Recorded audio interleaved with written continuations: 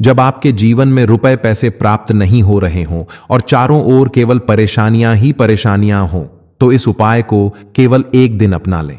पूज्य गुरु ने 2 दिन पहले अपनी कथा में एक ऐसा विशेष उपाय बताया था जिसे उन्होंने अब तक किसी भी कथा में नहीं बताया था। उन्होंने कहा कि जब आपके जीवन में तंगी छाई हो, जब रुपए पैसे प्राप्त नहीं हो रहे हों और चारों ओर केवल परेशानियां ही परेशानियां हों, चाहे व्यापार हो, फैक्ट्री, नौकरी, दुकान या कुछ और, तो इस उपाय को केवल एक दिन अपना लें। गुरुजी का आश्वासन है कि कुछ ही दिनों में आप देखेंगे कि आपके जीवन में बड़ा चमत्कार हुआ है। धन प्राप्ति के नए नए मार्ग खुलेंगे, सभी बाधाएं समाप्त हो जाएंगी और आपको सुख समृद्धि प्राप्त होगी। पूज्य गुरु ने 2 दिन पहले अपनी कथा में एक ऐसा विशेष उपाय बताया था और गुरुजी का आश्वासन है कि धन प्राप्ति के नए नए मार्ग खुलेंगे। उन्होंने कहा कि जब आपके जीवन में रुपए पैसे प्राप्त नहीं हो रहे हों और चारों ओर केवल परेशानियां ही परेशानियां हों, तो इस उपाय को केवल एक दिन अपना लें। गुरुजी का आश्वासन है कि कुछ ही दिनों में आप देखेंगे कि आपके जीवन में बड़ा चमत्कार हुआ है और सभी बाधाएं समाप्त हो जाएंगी। किसी भी कथा में नहीं बताया था जिसे उन्होंने अब तक कहा था, और पूज्य गुरु ने 2 दिन पहले अपनी कथा में ऐसा विशेष उपाय बताया था। जब आपके जीवन में तंगी छाई हो, जब रुपए पैसे प्राप्त नहीं हो रहे हों, जब व्यापार हो, फैक्ट्री, नौकरी, दुकान या कुछ और हो, तो इस उपाय को केवल एक दिन अपना लें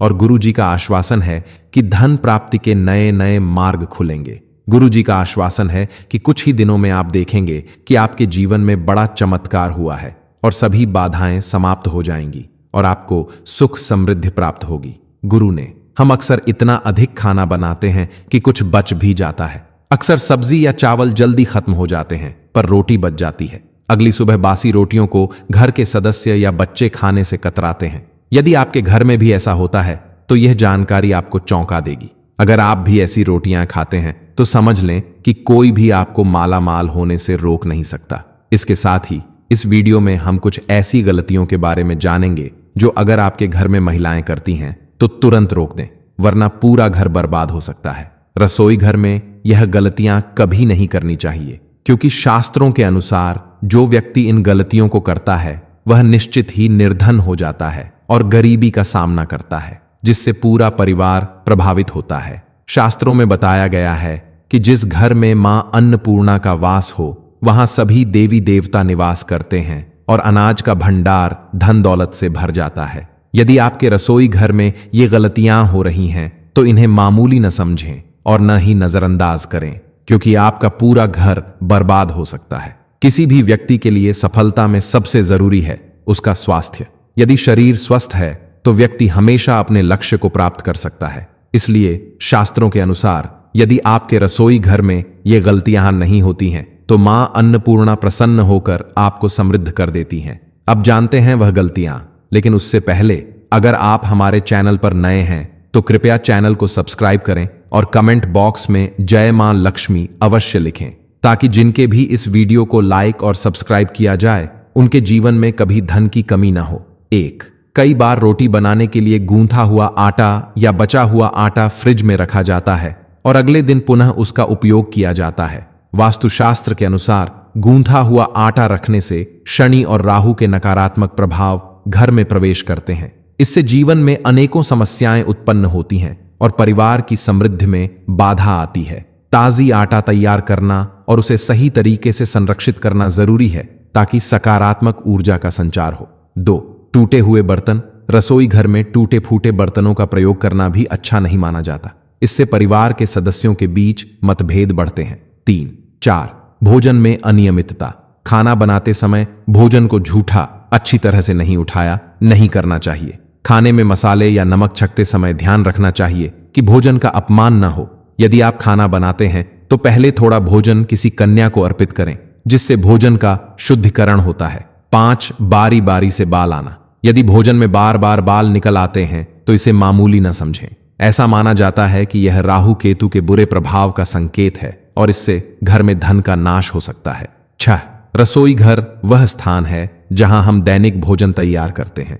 यह स्थान स्वच्छ और व्यवस्थित होना चाहिए, क्योंकि अस्वच्छ रसोई से न केवल भोजन दूषित होता है बल्कि घर में नकारात्मक ऊर्जा का भी संचार होता है। अशुद्ध वातावरण में राहु केतु के बुरे प्रभाव बढ़ जाते हैं, जिससे कमाई करने वाले व्यक्ति की आर्थिक स्थिति प्रभावित होती है। ऐसे माहौल में सफलता पाने में बाधा आती है और धीरे धीरे निर्धनता का सामना करना पड़ता है। इसके विपरीत एक साफ सुथरी रसोई घर से शारीरिक स्वास्थ्य के साथ साथ मानसिक शांति और समृद्धि भी मिलती है।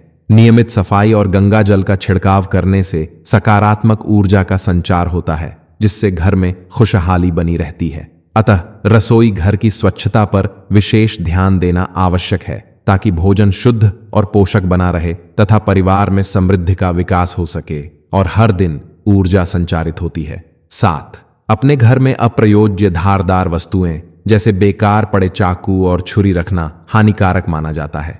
ऐसा विश्वास है कि इन वस्तुओं का होना घर में नकारात्मक ऊर्जा का संचार करता है।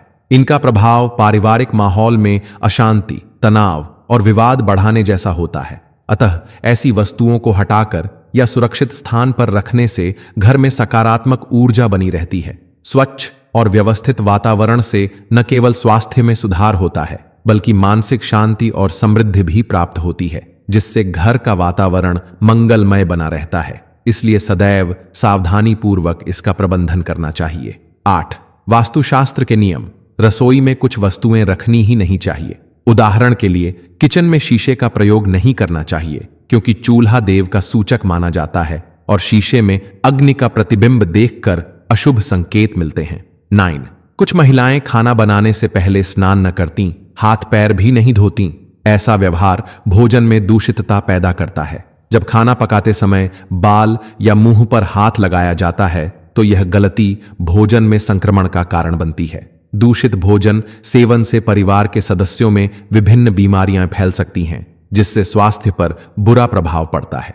पारंपरिक मान्यताओं के अनुसार मां अन्नपूर्णा इस प्रकार के आचरण से नाराज हो जाती हैं। स्वस्थ और स्वच्छ वातावरण सुनिश्चित करने के लिए आवश्यक है कि खाना पकाने से पहले उचित शारीरिक स्वच्छता अपनाई जाए। स्वच्छता न केवल खाने की गुणवत्ता को सुधारती है, बल्कि यह परिवार में सकारात्मक ऊर्जा का संचार भी करती है। साफ सुथरा वातावरण स्वास्थ्य, समृद्धि और खुशहाली का संदेश देता है, जिससे घर में हर दिन नई उमंग और सफलता का अनुभव होता है। बासी रोटी का महत्व। जब खाना बासी हो जाता है तो हम उसे फेंक देते हैं, परंतु बासी रोटी आपके स्वास्थ्य और भाग्य के लिए भी लाभकारी हो सकती है। बासी रोटी में फाइबर की प्रचुर मात्रा होती है, जो पाचन क्रिया में सहायक है, पेट फूलने, गैस और कब्ज जैसी समस्याओं से राहत देती है। लेकिन ध्यान रहे कि बासी रोटी में अगर रेशे दिखाई दें तो उसे न खाएं, क्योंकि यह स्वास्थ्य के लिए हानिकारक हो सकता है। लंबे समय तक बासी रोटी घर में रखना भी उचित नहीं, इसे जहर के समान माना जाता है। पूज्य गुरुजी द्वारा विशेष उपाय। सनातन परंपरा में गाय, गंगा और गायत्री का अत्यधिक धार्मिक महत्व है। माना जाता है कि गौ माता के शरीर में 33 कोटि देवी देवताओं का वास होता है। गौ माता की पूजा करने वाले पर सभी देवी देवताओं की कृपा बनी रहती है। गौ सेवा से इस जन्म के साथ साथ पूर्व जन्म के भी दोष दूर हो जाते हैं। हर सुबह जब आपके घर में भोजन बनना शुरू हो, तो सबसे पहले बनी ताजी रोटी को गौ माता के नाम से निकाल दें और भोजन से पहले गाय को खिलाएं। यदि संभव हो तो काली गाय को खिलाएं।